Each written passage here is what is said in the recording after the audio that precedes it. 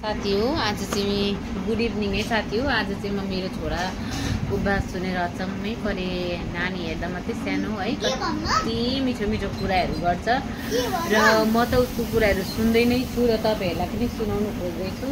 यहाँ यो एउटा क्याटलग लिएर आयो कि, अनि मेरो छोराले के भन्दैछ यहाँ सुन्नुहोस् ल। रिपिट उसको बात। के अरे बाबा?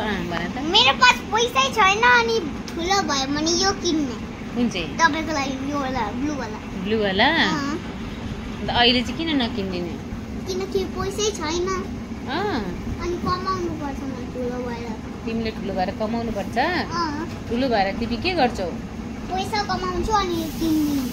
पैसा कमाउँछु? कसरी कमाउँछ बेटा पैसा?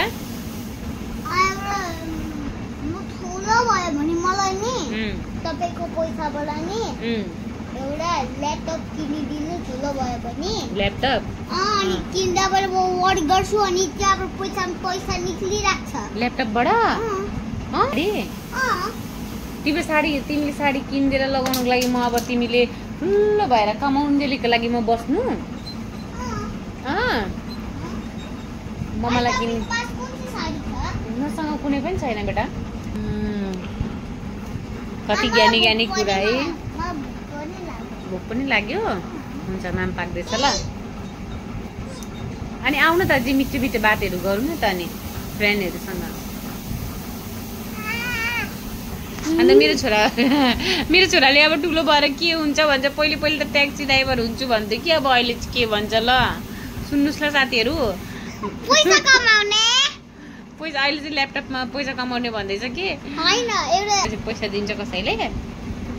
अनि कसरी त तपाईको लागि? अनि तिमीले काम गर्नुपर्छ अनि पो त पैसा आउँछ त। अनि तिमी ठुलो भएर के बनिने भन्दै न त मेरो साथीहरूलाई। म बनिने ट्रेन ड्राइभर। मेट्रो चलाउँछु। मेट्रो चलाउने? कसरी चलाउँछ मेट्रो? पढेपछि तिमीलाई थाहा भइहाल्छ नि पछि। अनि मेरो बस मेट्रोवाला बुकै छैन, के गर्नु?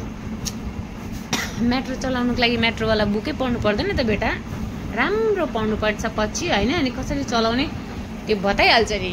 हुन्छ साथीहरू, लामो भिडियो हुनु गयो र मेरो छोराको मिठो मिठो बात सुनिहाल्नु भयो होला। एकदमै मान्छे सानो भयो नि बात चाहिँ एकदम ठुल्ठुलो गर्छ।